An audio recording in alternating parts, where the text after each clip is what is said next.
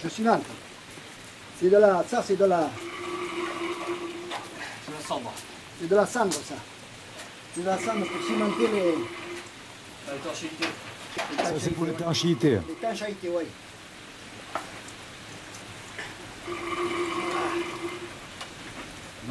L'étanchéité au niveau de la... du serpentin. Le serpentin. Pour pas que la vapeur elle s'échappe. Voilà. Ça c'est exactement comme dans le temps. C'est pareil, c'est exactement la même chose, il n'y a pas d'amélioration. C'est toujours le même système. Des centaines d'années comme ça quoi. Depuis la guerre de 14. Depuis la guerre de 14. Ouais.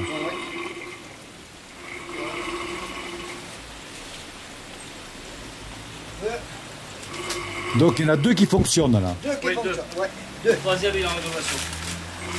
Je marque pas le troisième, ils ont mis. Voilà, deux qui fonctionnent. Et très bien, voilà. L'affaire est faite. On n'a plus qu'à attendre l'enduit qu'on a mis là.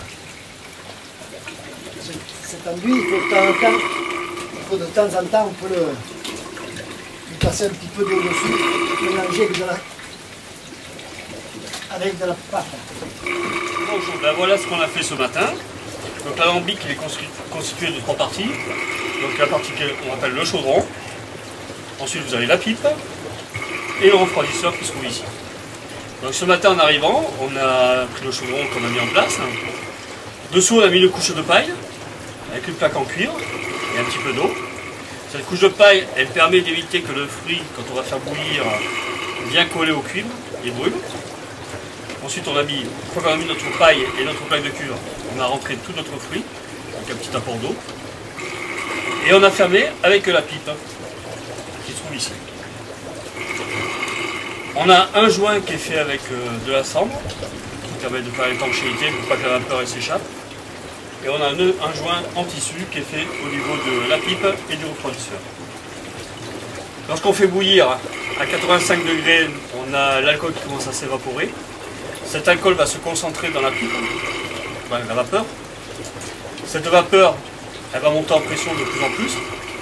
Elle va être poussée à travers la pipe. Et ensuite, cette vapeur, en étant poussée, va suivre le chemin du serpentin qui, lui, est refroidi à l'eau. Cette vapeur, au contact du serpentin refroidi à l'eau, va condenser. Et ensuite, on a notre nectar qui sort au bout du serpentin. Notre petit alcool. Voilà. Principe de fonctionnement de la lampe. Voilà, ouais.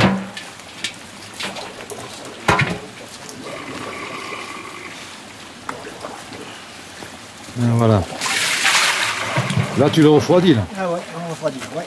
Là on refroidit. On refroidit, on la met et on le remet en place après. Ah tu le remets en place. Ah oui, on la remet en place. Et là on fait couler, on nettoie la pipe. Ah d'accord. La pipe on nettoie, voilà. Et ensuite on remet encore, on va gratter pour le remettre en place. Et pourquoi vous le remettez en place? Ah oui, oui, de suite. Ah, pour la nettoyer. Ah oui, la nettoyer, ouais. Nettoyer, rincer. Donc la distillerie est finie quoi là. Ah oui, là, La première. La première, ah la première. Oui. Là je prends la chose. Une seconde. On le met dans le vide. Attention, hein.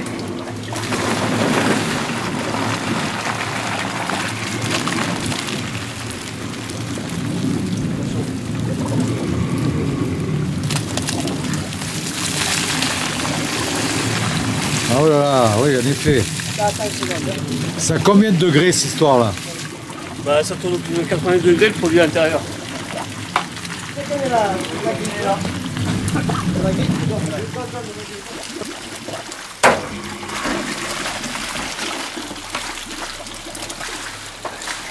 Ah, voilà ce qu'il y a dedans, oui. Voilà, la grille. Ah, c'est la grille, ça. Ah, d'accord. Ah oui. Étudier pour se replier, pour qu'on puisse la rentrer. Ouais.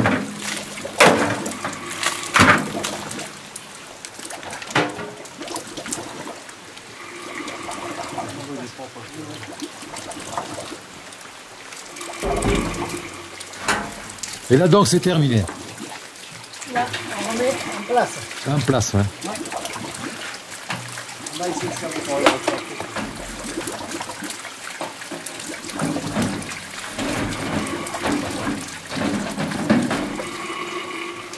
hop là. Alors, donc là, vous faites la repasse. Là. Ça, c'est la repasse. Donc l'alcool qui est tombé tout à l'heure, là, vous le Voilà, l'alcool, la première repasse, il y a moins d'alcool dedans, beaucoup moins d'alcool. Et ensuite, on fait la repasse pour avoir l'alcool définitif, à 50 degrés. Ouais. Mais c'est 50, 45... Ouais, comment, hein. Voilà, ouais. Ça, c'est le client qui décide. Hein. Et maintenant, on remet en route. On remet la pipe. Donc, voilà, vous remettez là, voilà. On remet tout en route, puis en avant. Et on met du feu. Vas-y.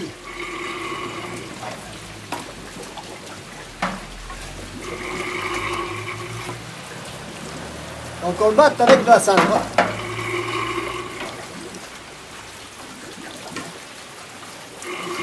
Si j'ai bien compris, c'est ce que vous avez trouvé de meilleur pour tenir la chaleur. Quoi, Ça résiste à la chaleur. Voilà, c'est ça. Oui, c'est vrai. Et ça craque, et surtout, ça craque pas. Ça hein. ne craque pas, ouais. Mais non. Moi, je vais te dire, au Bessagnon, j'ai fait une rigole avec ça. Hein. Eh bien, elle n'a jamais plus perdu. Jamais, jamais, jamais. Hein. C'était une rigole en ciment qui perdait. Et j'ai essayé avec ça, et ça marchait impeccable. Hein, et ça marche encore maintenant. Oui, parce qu'en fin de compte, ça durcit même après ça. Ça durcit, mais ça ne craque pas. Voilà. Voilà. C'est ça mon truc, ça. Et voilà. C'est terminé. Ouais. C'est très bien. L'autre, c'est une autre chose. Bon, mais voilà, là, je vais voir le degré d'alcool. Pour voir si elle est fort ou pas fort. Voilà, je monte mon petit thermomètre et je regarde. Là, l'eau de vie est déjà à 70. L'eau de vie est à 70, donc il faut le laisser couler encore au moins 1 heure, 1 heure et demie. Voilà, c'est très bon. Pourquoi 1h30? 1 heure et demie. Parce qu'il faut le laisser couler, pour arriver à 50 degrés. À 50 degrés, on l'arrête. C'est une bonne eau de vie. On peut pas mettre plus fort parce que c'est très, très mauvais. Bon, voilà. Dédé, j'ai entendu parler de l'eau de Lucéram.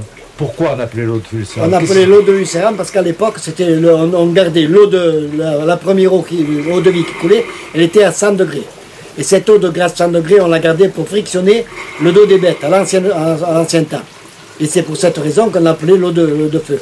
Et on frictionnait le dos des bêtes quand ils avaient pris un coup de froid ou lorsqu'ils avaient eu un hématome dans une jambe. Mais comme médecine alors? Ouais, c'était exactement comme nous quand on se frictionne ou quoi, ou autre chose. Okay. C'était pour ça. Mais c'était ça. Par contre, j'ai vu moi un article sur Lucéram qui parlait de l'eau de feu, c'est-à-dire les gens buvaient beaucoup de cette eau de feu. Non, l'eau de feu, c'était pas ça, c'était pas du tout ça. L'eau de feu, c'était un mélange de tisane avec de l'eau de vie le soir avant de se coucher. Mais avec très peu d'eau de vie et de l'eau. C'était une petite tisane qu'on donne le soir pour dormir. Pour la grippe. Pour la grippe ou pour quand on avait un coup de froid et tout. C'est tout. Mais de l'eau de feu, c'était ça.